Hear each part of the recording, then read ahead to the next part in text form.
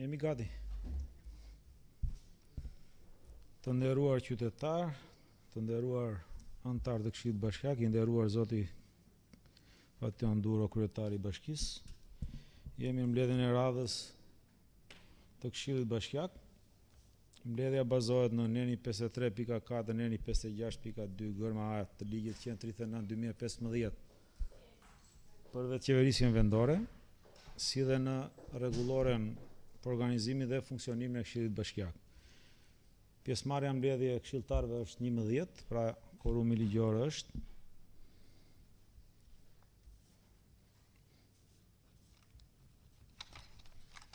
Kalojmë në leximin e rendit ditës.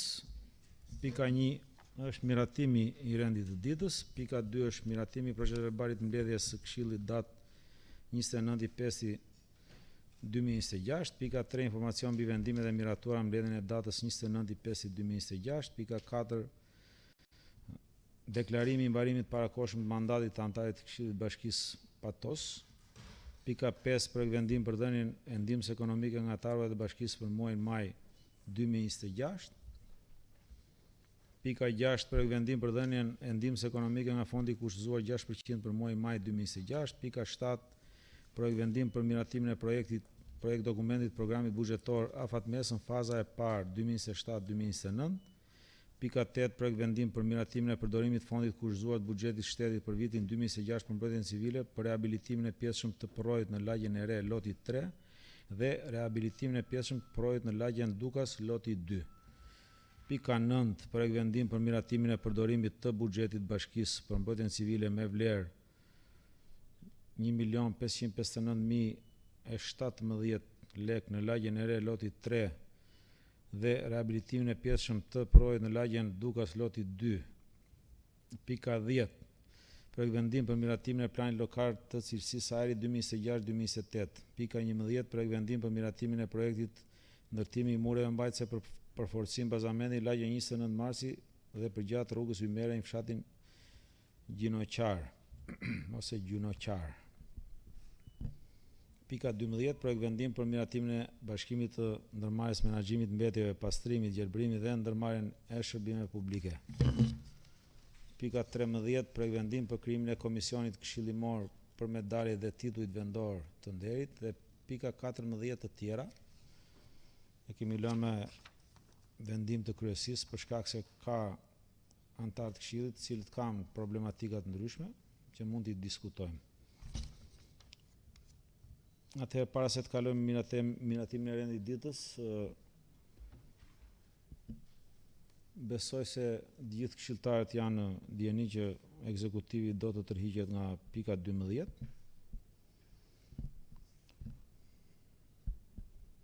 Pika 12 është projekt vendim për miratimin e bashkimit ndërmarrjes së menaxhimit të mbetjeve, pastrim gjelbërimit dhe ndërmarrjes shërbimeve publike. Qofse është dikush që do në informacion për këtë? Atëherë me qenë se s'ka, po e lexohet.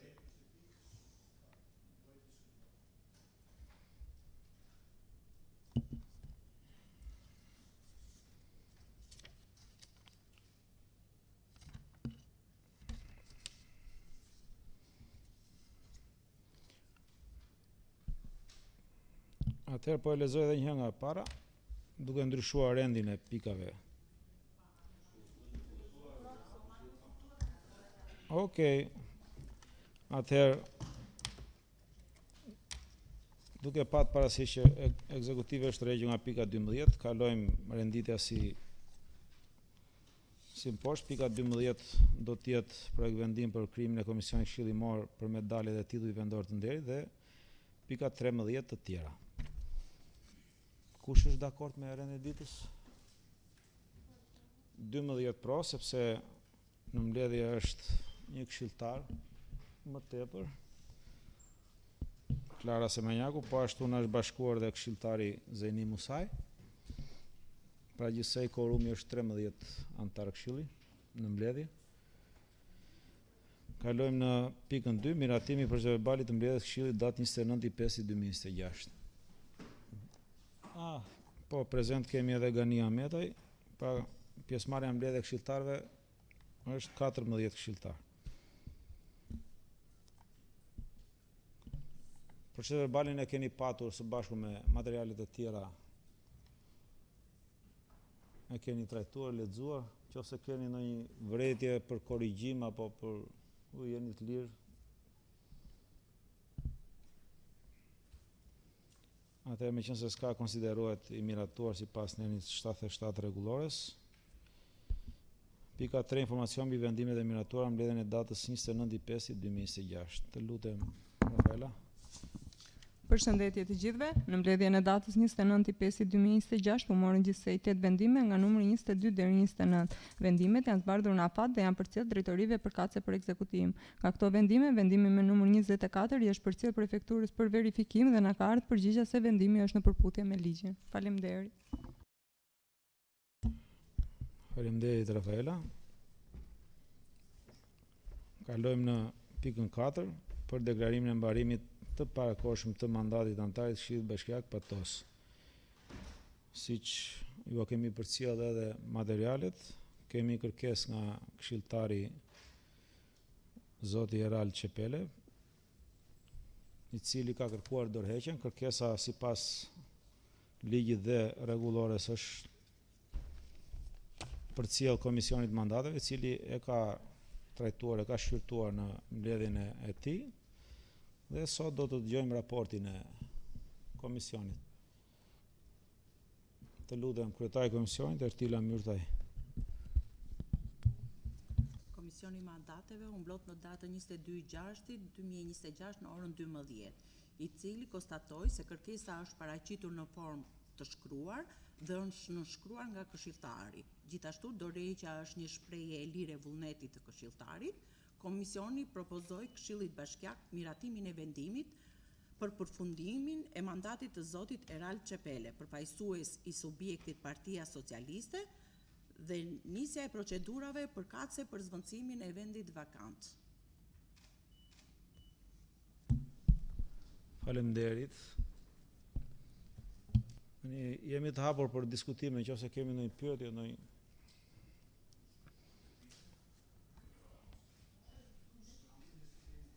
Dakor, ajër vullneti një anshëm nuk ka, ne s'mund të marrim dot vendim që t'i kthejmë mendjen atij, por gjithsesi mund të ketë ndonjë këshilltar që ketë ndonjë pyetje, ndonjë diskutim. Atëherë, meqense s'kemi, unë ju ftoj të marrim një vendim për deklarimin e mbarimit të mandatit para kohe. Kjo është e bazuar në nenin 49.4 shkronja B e ligjit 139/2015, si dhe në rregulloren për organizimin dhe funksionimin e Këshillit Bashkiak neni 21.1 shkronja A. Ju ftoj të marrim një vendim si më poshtë për konstatimin e përfundimit të mandatit të këshilltarit të Këshillit Bashkiak zotit Eral Çepele për shkak të dorëheqjes. Kërkesa ose Këshilli Bashkiak pasi u njoh me kërkesën me shkrim të datës 16/6/2026 numër protokolli 1963, të cilën këshilltari ka paraqitur në sekretarinë e bashkisë, kërkesë në të cilën paraqitet dorëheqja e tij ose përshkruhet arsyet edhe dorëheqja e këshilltarit, mbështetur në dispozitat e ligjit 139/2015, neni 49.4 shkronja B, rregullores për organizimin dhe funksionimin e Këshillit Bashkiak, neni 21.1 shkronja A, kërkoj të vendosim konstatimin e përfundimit të mandatit të këshilltarit Eral Çepele për shkak dorëheqjes paraqitur me kërkesë me shkrim. Pika 2, të ngarkoj sekretarin e Këshillit Bashkiak për komunikimin e këtij vendimi në institucionet kompetente dhe dërgimin e këtij vendimi pranë Komisionit Qendror të Zgjedhjeve. Ky vendim hyn në fuqi më njëherë. Kush është dakord? 14 pro, asnjë kundër. Miratohet.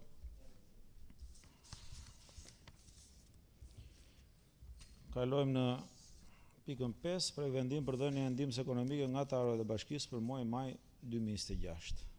Së pari ekzekutivi. Po Artan këshia. Po, për procedurë kisha, me qenë se të dyja këto projekt vendime edhe pika 6 edhe pika 5 janë rutinë, pra ne prej shumë kohësh do më thënë marrim në trajt të njëjtin material, unë doja që ta eliminonim edhe për çështje kohe reflektimin e ekzekutivit dhe për gjithë shokët që materialin e kanë lexuar dhe kanë parën që se kanë një pyetje në gjë, janë të lirë. Okej, atëherë për procedurë kemi ndonjë diskutim për pikën 5? Atëherë me qenë se s'kemi, propozoj të kalojmë votimin e pikës 5 për vendim për dhënien e ndihmës ekonomike nga anëtarët e bashkisë për muajin maj 2026. Kush është dakord? 14 pro, asnjë kundër, miratohet. Faleminderit. Kalojmë në pikën 6 për vendim për dhënien e ndihmës ekonomike nga fondi i kurzuar 6% për muajin maj 2026. Jemi të hapur për diskutime? S'kemi diskutime, propozoj të kalojmë votimin e pikës 6 për vendim për dhënien e ndihmës ekonomike nga fondi i kurzuar 6% për muajin maj 2026. Kush është dakord? 14 pro, asnjë kundër, miratohet. Faleminderit. Kalojmë në shqyrtimin e pikës 7 për vendim për miratimin e projekt dokumentit programit buxhetor afatmesëm faza e parë 2027-2029. Raportin nga ekzekutivi, pasandaj komisioni që e ka shqyrtuar.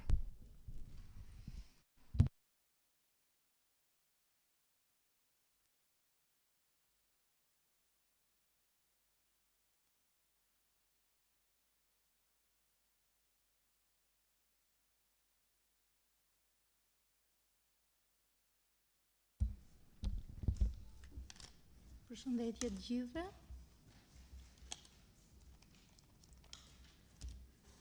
Atëherë, në bazë të ligjit 68 për financat e vetë qeverisjet vendore, ligjit 139/2015 për qeverisjen vendore, udhëzimit numër 7 për përgatitjen e buxhetit afatmesëm 2027-2029, grupi menaxhimit ka hartuar dokumentin e parë të projekt buxhetit afatmesëm 2027-2029 dhe paraqet në Këshill për miratim këtë dokument.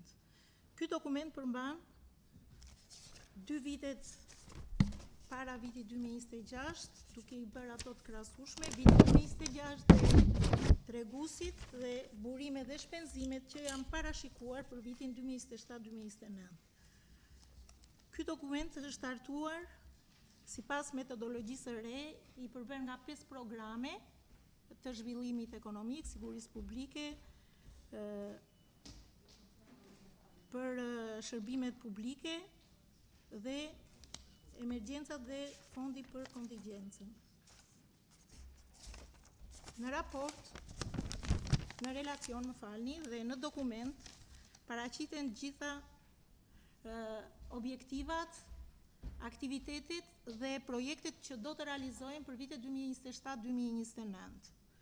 Për këtë raport kemi çuar para se të vinim të paraqisnim këtë dokument në Këshillin Bashkiak, kemi dorëzuar sipas afateve ligjore në Ministrinë e Financave, për të cilat na kanë ardhur 3 komandime, të cilat janë pozitive, me përjashtim të duke rivlerësuar dhe njëherë të ardhurat në vazhdim. Ky dokument është faza e parë, ashtu siç thash, i cili ka ardhur nëpërmjet një pune të vazhdueshme dhe që është brenda afateve ligjore, duke marrë parasysh për të mbuluar gjitha prioritetet që kanë dalë nga dëgjesat që janë zhvilluar, duke i drejtuar ju si Këshill Bashkiak, me burimet që ne mund të mbulojmë me fondet e bashkisë, kurse për projektet që nuk mbulohen nga bashkia, do të adresohen, ashtu siç kemi shprehur edhe në përgjigje, në ministritë qendrore për të konkuruar. Gjithashtu, problematikat që kanë dalë nga dëgjesat që nuk i përkasin dhe nuk janë kompetencë bashkisë, janë adresuar në institucionet që mbulojnë këto prioritete. Referuar relacionit dhe dokumentit, kemi një rritje të ardhurave ose burimeve që do të mbulojnë buxhetin nga viti në vit, midis viteve 27, 28 dhe 29, duke krahasuar me vitin 2026, 1.4% rritje në krahasim për 26 me 27, 1.3% për vitet 28 dhe 29.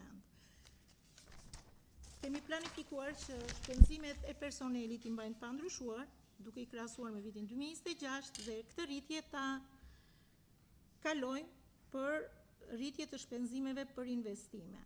Projektet për investime janë në relacionin shoqërus, të cilat për vitin 2029, sepse në projekt dokument është pandryshuar të gjitha investime dhe projektet që janë miratuar me PVA 26 deri 28 dhe i shtohen për vitin 2029 në bazë të fondit të transfertës sektoriale kemi një planifikim për pajisje për mbrojtjen nga zjarri dhe shpëtimi. Kemi shtim tek ndriçimi rrugor, kemi dhe shtim tek zëri, blerja asfaltobeton për duke qenë se kishim shumë kërkesa për mirëmbajtje dhe restaurim të rrugëve të brendshme. Këto janë në mënyrë të përmbledhur ndryshimet dhe dokumenti i parë për PBA 2027-2029, i cili do të kalojë në fazën e rishikimit në korrik për tavane, do të kalojnë shtator për fazën e rishikuar si dokument dhe në nëntor do të marrin pregatitjen e dokumentit përfundimtar për këtë fazë dhe buxhetin e vitit të parë të PBA-s që është viti 2027. Faleminderit. Faleminderit.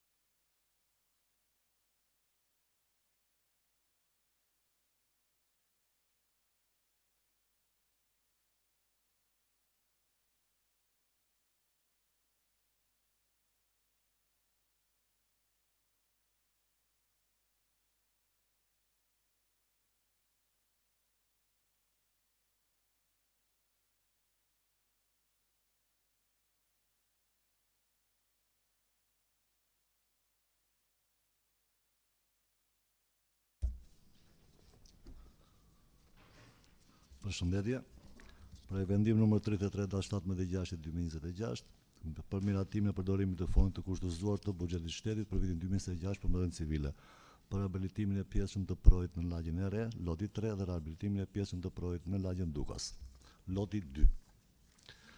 Në mbështetje të nenin 64.c e nenin 54 shkronja dhe të ligjit 139/2015 përveç qeverisë vendore e ndryshuar, ligjit numër 45/2019 për mbështetjen civile, pika 3.1 shkronja dhe EFG të vendimit të Këshillit të Ministrave numër 414 datë 8/7/2021 për miratimin e procedurave dhe kriteret të ndarjes dhe të përdorimit të fondit të kushtëzuar të buxhetit të shtetit për mbështetje civile i ndryshuar, ekipi menaxhimit të mbështetjes civile duke parë situatën në të cilën ndodhet pozicioni i projit në lagjen e re, si dhe pozicioni i projit në lagjen Dukas, të cilat grumbullojnë në shtratin e tyre ujërat e një sipërfaqe të konsiderueshme, duke përfshirë nga lagja Mustafa Matoriti, fshati Rerës, fshati Banaj, fshati Dukas dhe një pjesë e lagjes së re, krijon problematika në kalueshmërinë e rrugëve kryesore në këtë zonë.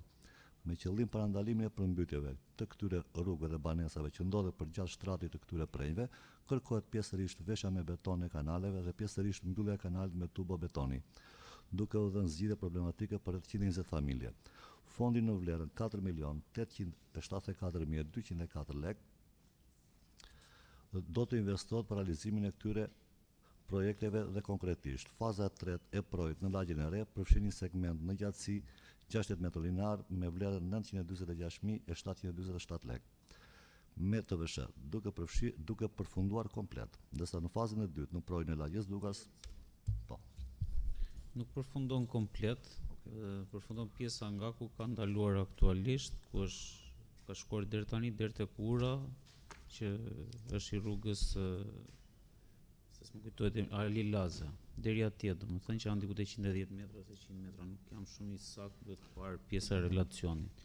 sepse projekti përfundon në Grizë. Kështu që deri kjo pjesë loti 3 është deri tek ura. Ndërsa tek pjesa në Dukas është nga pjesa ku ka vajtur deri Tatni deri në mbase jo gjithë gjatësinë e tij, por mund të ngelet një pjesë e vogël, pasi një pjesë do të mbyllet edhe me tombino që është thellësia e projektit shumë e madhe për të bërë me beton. Te pjesa e projektit që është në Dukasin tjetër këtej.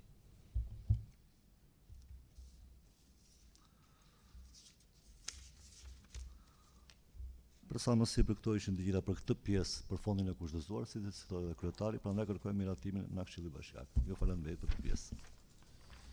Faleminderit. Jemi të hapur për diskutime. Kush e do fjalën? Atëherë propozoj të kalojmë në votimin e pikës 8 për vendim mbi miratimin e përdorimit të fondit të kushtëzuar të buxhetit shtetit për vitin 2026 për mbrojtjen civile, për rehabilitimin e pjesshëm të porojit në lagjen e re, loti 3, dhe rehabilitimin e pjesshëm të porojit në lagjen Dukas, loti 2. Kush është dakord? 14 pro, asnjë kundër, miratohet. Faleminderit. Kalojmë në shqyrtimin e pikës 9 për vendim për miratimin e përdorimit të buxhetit të bashkisë për mbrojtjen civile me vlerë 1.559.017 lekë në lagjen e re, loti 3 dhe rehabilitimin e pjesshëm të porojit në lagjen Dukas, loti 2.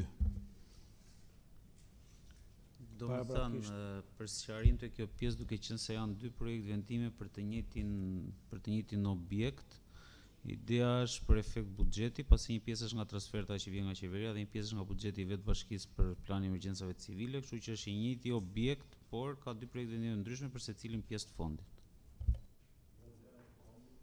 Vazhdoj më tej, dhe vlera e këtij fondi është 1.559.017 lekë. Ne kërkojmë miratimin për investim. Kemi diskutime? Atëherë propozoj të kalojmë në votimin e pikës 9 për vendim për miratimin e përdorimit të buxhetit të bashkisë për mbrojtjen civile me vlerë 1.559.017 lekë në lagjen e re, loti 3 dhe rehabilitimin e pjesshëm të porojit në lagjen Dukas, loti 2. Kush është dakord?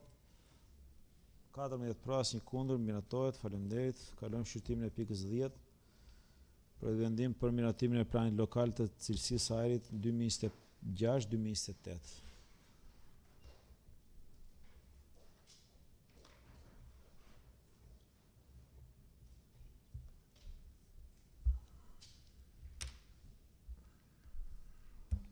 Përshëndetje të gjithëve. Në zbatim të detyrimeve ligjore në fushën e mbrojtjes së mjedisit dhe menaxhimit të cilësisë së ajrit, kemi hartuar planin lokal të cilësisë së ajrit për periudhën 2026-2028, i cili kaloi dhe për konsultim publik me grupet e interesit më datë 10/6/2026. Në përmbajtje të planit janë analizuar një sër faktorësh kryesorë që ndikojnë në cilësinë e ajrit, duke përfshirë aktivitetet industriale, veçanërisht ato të lidhura me sektorin e hidrokarbureve, trafikun rrugor, përdorimin e lëndëve djegëse për ngrohje, si dhe menaxhimin e mbetjeve. Referuar monitorimeve të kryera gjatë periudhës 2023-2025, vlerat e matura rezultojnë brenda normave të përcaktuara, ndërkohë që plani evidenton nevojën për forcimin e monitorimit, zgjerimit të frekuencës së matjeve dhe orientimin drejt monitorimeve më të plota 24 orëshe. Për periudhën 2026-2028, plani lokal i cilësisë së ajrit parashikon një sër masash prioritare, ndër të cilat janë zgjerimi dhe mirëmbajtja e hapësirave të gjelbra urbane, rritja e monitorimit dhe raportimit periodik të cilësisë së ajrit, nxitjen e transportit alternativ dhe reduktimin e ndikimit të trafikut, ndërgjegjësimin e qytetarëve për përdorimin efikas të energjisë, uljen e përdorimit të karburantëve ndotës në ndërtesat publike, si edhe zbatimin e projekteve pilot për ndarjen e mbetjeve në burim. Për sa më sipër, i kërkojmë Këshillit të Bashkisë Patos miratimin e planit të cilësisë së ajrit për periudhën 2026-2028. Faleminderit. Faleminderit. Jemi të hapur për diskutime, kemi pyetje? Atëherë propozoj të kalojmë në votim pikën 10 për vendim për miratimin e planit lokal të cilësisë së ajrit 2026-2028. Kush është dakord?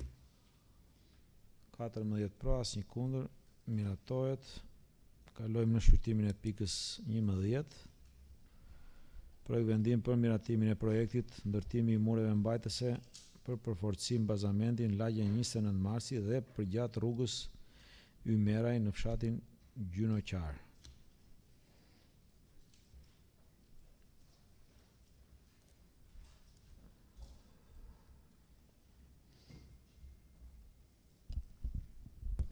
Përshëndetje të gjithëve.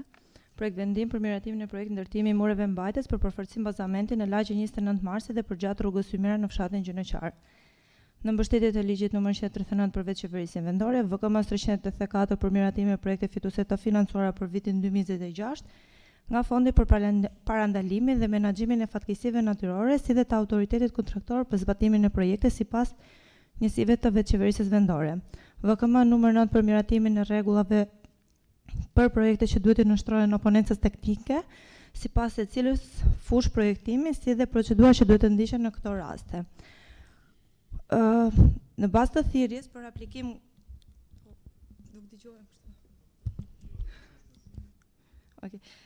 në bazë të thirrjes për aplikim për financim nëpërmjet shkresës 125 fraksion 2 protokoll datë 28 i pari 2026, si dhe VKB-s numër 82 datë 17/12 për miratimin e numrit përgjithshëm. Gjatë vitit 2026 është hapur thirrja pranë Agjencisë Kombëtare të Mbrojtjes Civile për aplikimin për programin aneksi 6, Fondi për parandalimin dhe menaxhimin e fatkeqësive natyrore, nga ku janë kryer verifikime në terren dhe janë konstatuar disa zona të cilat kanë aftësi të ulët mbajtëse për shkak të rreshjeve gjatë sezonit të dimrit, kanë sjellë dëmtime të mureve ekzistues apo lëvizjen e pakontrolluar të dherave. Konkretisht, zonat të prekura nga ky fenomen janë muret përgjatë rrugës Ymeraj në fshatin Gjynoqar dhe muret në lagjen 29 Marsit, të cilat janë të ndara sipas dy zonave. Është e nevojshme që unë të lexoj ndërhyrjet Po. Okej. Në lagjen 29 Marsi, zona e parë është një mur mbajtës me gjatësi 10 metër linear, paraqet një degradim të theksuar strukturor si rezultati i forcave shtytëse të terrenit. Do fiks vendodhjen apo të them? Okej. Vendodhja e parë është, domethënë me emërtim rrugën nuk mund ta them eksaktësisht, por që është në ku është? Cili mur është 10 metra linear? Është muri është në zonën e parë. Cili ku? Në relacion. Po s'ka asnjë mur 10 metra. Po shkruar në zonën e parë.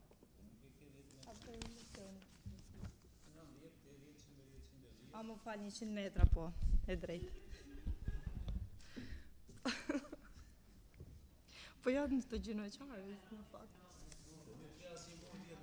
Nëse gjithsesi, muri i parë është në, po them, në afërsi të rrugës Unaza, më fal shëtitoria. Një mur është tek lagja 29 Marsi tek gabina elektrike, në krah të majtë të gabinës elektrike që është hapur dhe është gati duke rënë. Një mur tjetër është poshtë pallatit tim të shtëpisë të Danit që ka rënë gjatë shirave që pati këtë dimër. Muret e tjera në Gjynoqar tek rruga e re që u hap gjatë zgjerimit të rrugës, lindi nevoja për të bërë disa segmente muresh. Një pjesë u bën vjet me aq mundësi sa kishim ne. Pjesa e mbetur që janë dhe mure më të larta janë parashikuar si vjet nga për këtë vit nga ana e AKMC-s në bashkëfinancim me bashkinë, ku 80% është investim nga AKMC-ja dhe 20% është financim nga bashkia.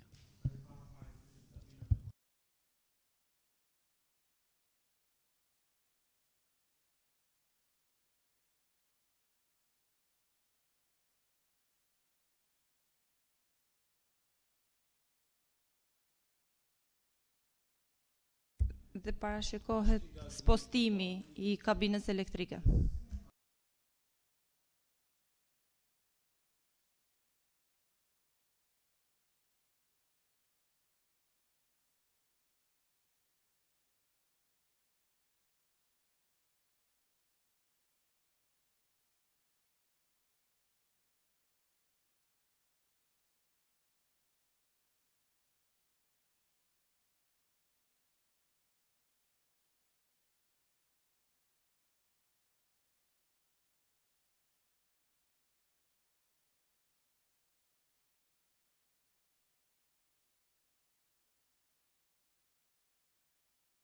Tani ju lutem merra dhe me mikrofona, që edhe procesi verbalit zbarret saktë.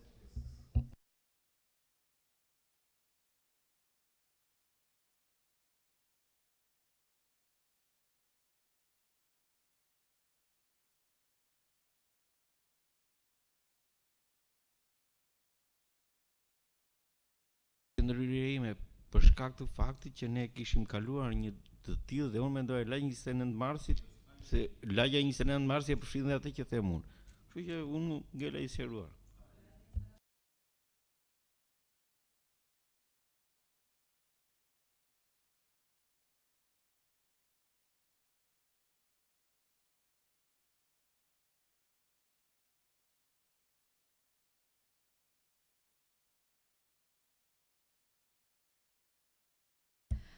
Për ta përmbledh, ne kemi bërë një aplikim, jemi shpallur fitues edhe për vlerën, domethënë që e përmendi kryetari. Për sa më sipër, kërkojmë miratimin e projekt ndërtimi i mureve mbajtës për përforcim bazamentin në lagjen 29 marsi dhe për gjatë rrugës Ymera në fshatin Gjinoqar. Vlera totale e gjithë projektit është 54.260.660.75, ku 80% me vlerë 24.221.052.14 lek është e financuar nga KMC-ja.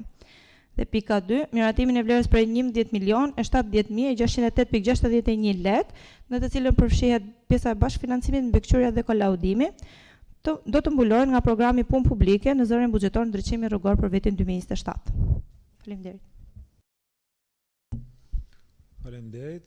Atëherë meqense diskutimet i kryet paraprakisht, them të kalojmë në votimin e pikës 11 për vendim për miratimin e projektit ndërtimi i mureve mbajtës për përforcim bazamenti lagja 29 marsi dhe për gjatë rrugës Ymera në fshatin Gjinoqar. Kush është dakord? 14 pro, asnjë kundër. Miratohet. Kalojmë në shqyrtimin e pikës 12. Projekt vendim për krijimin e komisionit këshillimor për medaljet dhe tituj vendor të nderit. Rafaela, të lutem pak materialin.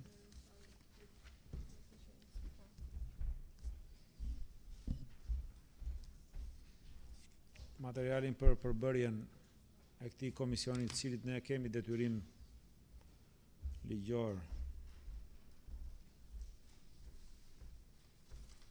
ta miratojmë çdo vit.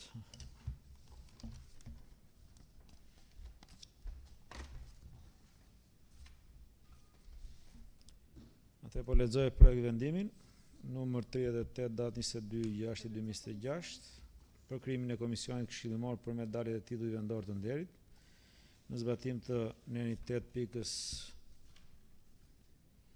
1, fraksion 1, 1.1, shkronja A dhe B të nenit 9 të shkronjës A dhe M të nenit 54 ligjit numër 139, datë 17/12/2015 për vetë qeverisjen vendore, ligjit numër 94, fraksion 2022 për titujt e nderit dhe tituj vendor të nderit në Republikën e Shqipërisë, Kryesia e Këshillit propozon të miratoj ngritjen e komisionit këshillimor për medaljet dhe titujt vendor të nderit Bashkisë Patos.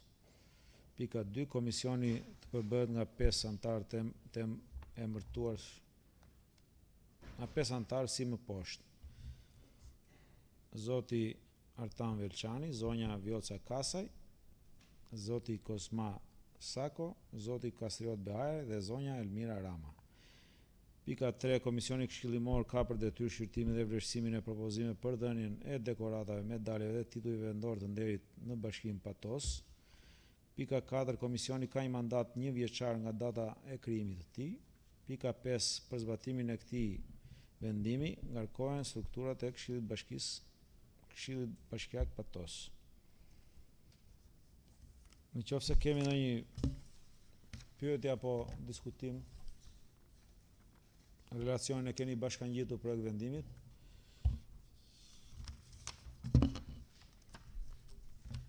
Meqense s'ka, unë propozoj të kalojmë në vendim për krijimin e këtij komisioni. Kush është dakord? 14 pra, asnjë kundër. Faleminderit. Miratohet. Kalojmë në pikën 13 dhe të fundit. Të tjera. Meqense kemi diskutuar dhe në kryesinë e Këshillit për disa kërkesa të këshilltarëve, jeni të lutur. Okej, le ta marrim fjalën bashkia më mbrapa, pse ma kujton ti? Po Novruz, ti Po. dhe në një këshilltar tjetër problemet që kemi patur, nëse duam ta diskutojmë edhe kërkesën e ujësjellësit, jemi të lirë. Okej. Tani vi këtu. Po Novruz. Kush do të lexojë raportin e performancës?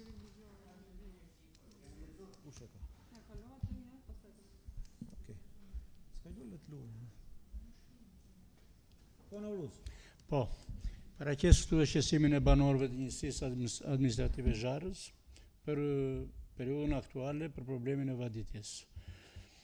Duhet të kujtoj ekzekutivit që bashkia jonë ka kuotat e veta për sasinë e ujit që duhet marrin nga rezervuari i Kurjanit. Jemi në fazën që është piku i vaditjeve, piku i kërkesës për ujë nga kulturat bujqësore, edhe te ne nuk ka ardhur ujë akoma. Unë desha të bëj me dije dhe t'i kujtoj ekzekutivit që në këtë drejtim duhet lëvizi në shkërkesë e banorëve, dhe unë këtë po shqetësi po sjell këtu. Dhe është e drejta jonë ligjore që ta kërkojmë ujin nga rezervuari i Zharës, duke ne qëndruar në heshtje, mirë i bëjmë bashkisë Roscovesit, ajo e përdor ujin për nevojat e veta. Por ajo sasi ujë që ka rezervuari i Kurjanit duhet ndahet në mënyrë barabartë për njësinë e sipërfaqes. Aq sa herë do të vaditen tokat e Roscovesit, aq duhet vaditen edhe tokat e bashkisë Patosit. Besoj se u kuptova për ato që thash, ju faleminderit.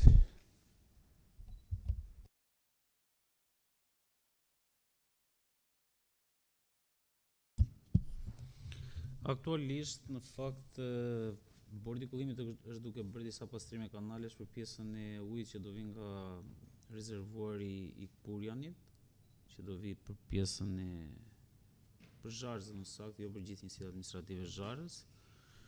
Ne do ndërhyjmë nesër, besoj nga dita nesërme për disa ndërhyrje të vogla të kanalet vaditëse që do duhen bërë nga ana jonë, por është edhe një gjë tjetër, sa do pjesë takuse të kesh tek rezervuari, nëse s'ka ujë rezervuari,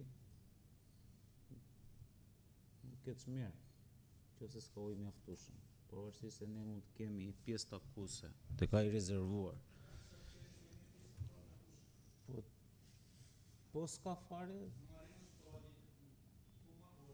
Është tjetër skem, andej tjetër skem këtej dhe largësia është një gjë tjetër që ndikon te kjo pjesë.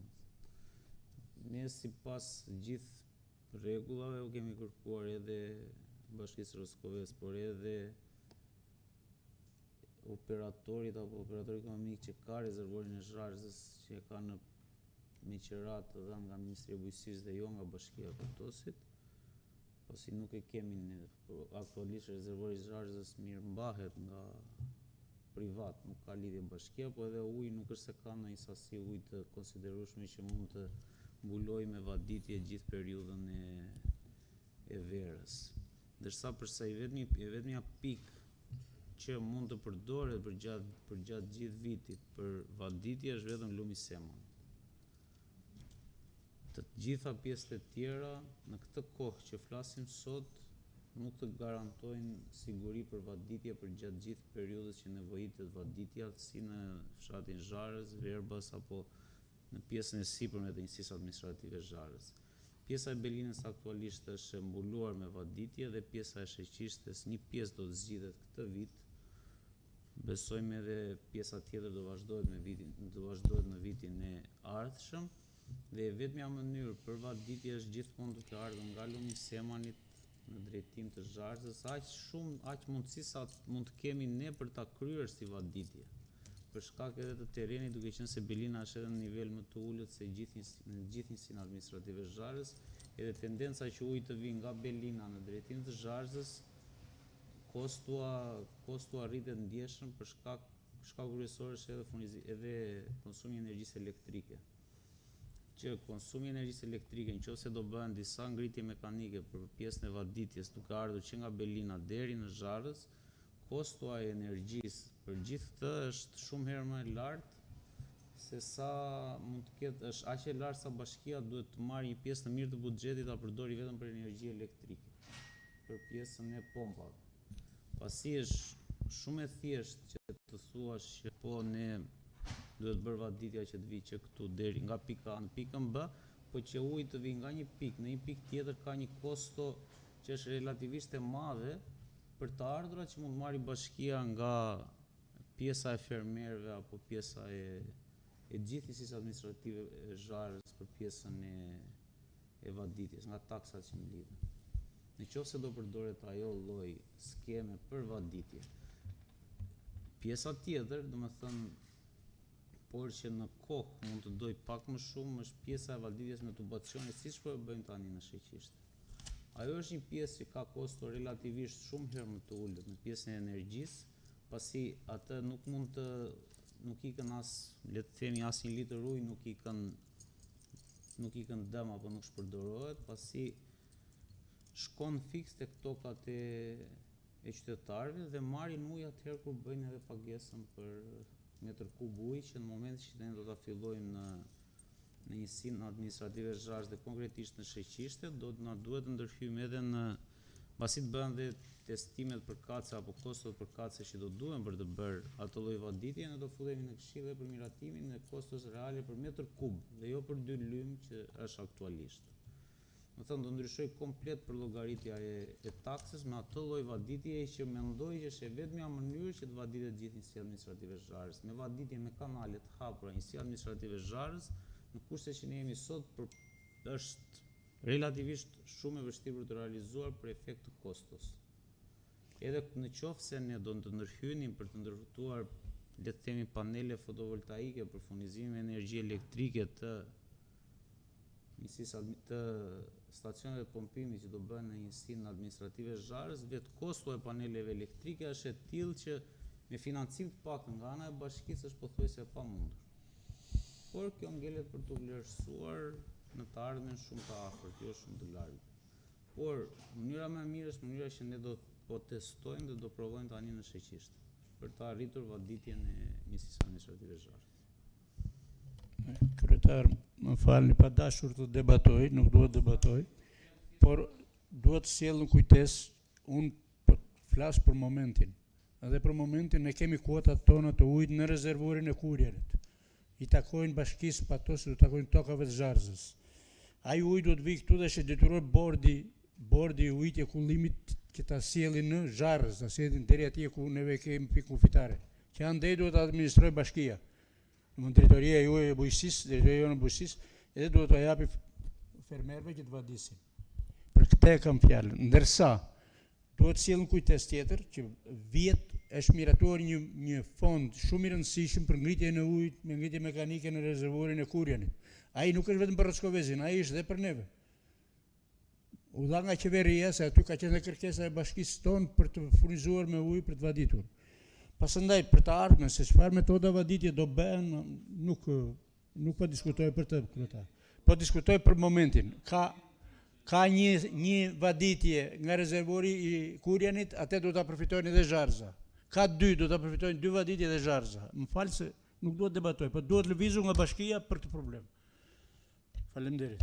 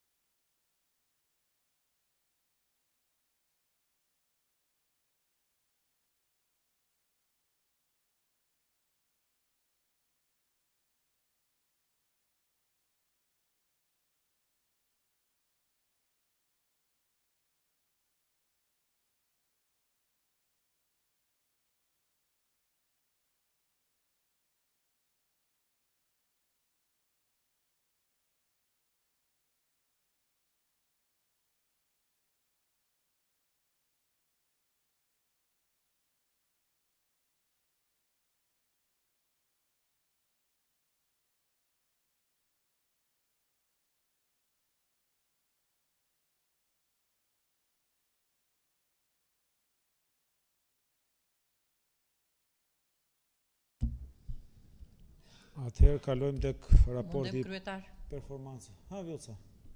Përshëndetje, kryetar. Problemi që doja të ngrija unë këtu është problemi mbi investimin që po bëhet në lagjen 1 Maj, pikërisht tek pjesa fundore të pallatet në fund që po bëhet ai investim tani. Në punimet që po kryen atje, unë ju falenderoj faktikisht për atë bisedë që bën bashkë të zgjerimin e hapësirave të 2 pallateve përpara dhe për ngritjen e murit mbajtës atje, po gjatë punimeve që po bëhen me mjetet e rënda, faktikisht atje janë prekur pusetat e ujrave të zeza. Bile ata punojësit atje kanë mbuluar, i kanë hedhur edhe dheun, dhe unë doja një lloj informacioni. A është brenda investimit ndërhyrja në ujrat e zeza të pallateve tek pusetat e ujrave të zeza? Sepse pusetat aktuale që kishin, që janë 50 vjeçare, ato pallate janë mbi 50 vite, u mbuluan me dhe një pjesë e tyre u dëmtuan nga mjetet e rënda. Ata hodhën edhe dheun edhe i kanë lënë në atë lloj gjendje. HPR tani, të paktën para pallatit tim dhe pallati tjetër ngjitur me mua, 3 puseta janë të mbuluara. Këtë shqetësim ja kam ngritur edhe Borës kur ishte pardije atje në lagje dhe i thash që të rishikoj ky lloj problemi. E dyta, gjatë hapjes gjatë ngritjes së murit mbajtës po ngrihet atje, janë prishur shkallët që ne si banor ngjiteshim në pjesën e sipërme më lart. Do ndërtohen përsëri ato shkallë, se me çfarë sot atje ishte thjesht ndërtimi i murit mbajtës, jo përsëri të bëheshin shkallët. Do shikohet kjo? Këto dyja kisha. Për pjesën e rrjetit të kanalizimeve të ujrave të ndotur, do sistemohen, mos kemi rak, nuk do ketë asnjë problem. Ku ka për të ndërtuar të reja, do ndërtohen, ku ka për të riparuar ato ekzistuese, do riparohen, nëse nuk janë pjesë e projektit, do bëhen nga ana e bashkisë. Kështu që nuk do ketë problem. Për pjesën e shkallëve, mos gaboj, keni lënë një palë shkallë, nuk e di fiks vendi se ku do jem, po diku janë një palë shkallë. Jo shkallët ekzistuese të vjetra, do ketë në një vend tjetër ose mbas edhe atje, po se di. Po prapë duhet ta shoh se ku janë planifikuar për të bërë shkallët me ndryshimet që përkatëse që u bën për atë pjesë të projektit. Duhet ta shoh, nuk të them do të për shkallët, po që do jenë një palë shkallë do jenë. Mbase pak më poshtë, pak më lart, po do jenë. Ekzistueset nuk e di nëse teknikisht e realizojnë edhe atje ku janë ato ekzistueset, po mund të bëhen edhe atje ose edhe pak më poshtë ose pak më lart.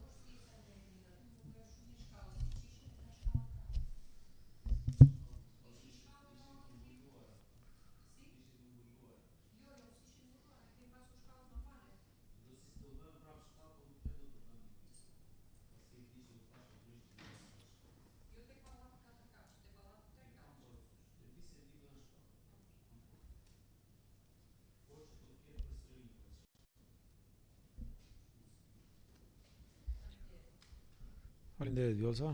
Atëherë kemi tek të tjera kemi dhe raportin e performancës, cilën do na e prezantoj ekzekutivi. Përshëndetje të gjithëve, keni marrë materialin për raportin e performancës. Kjo nuk është një pikë në rendin e ditës që kërkon vendimarrja, është thjesht për informacion. Është një analizë e performancës bashkisë duke vlerësuar aspektet kryesore të ofrimit të shërbimeve.